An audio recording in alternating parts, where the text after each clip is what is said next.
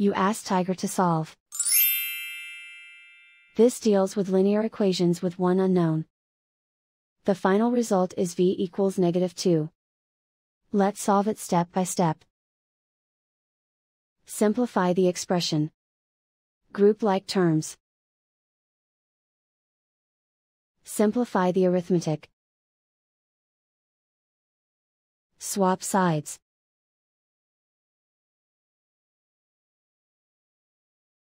Group all constants on the right side of the equation.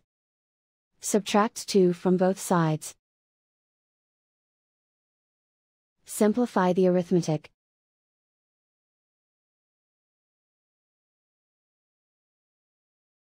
Isolate the v. Divide both sides by 7. Simplify the fraction. Find the greatest common factor of the numerator and denominator. Factor out and cancel the greatest common factor. And so the final result is v equals -2.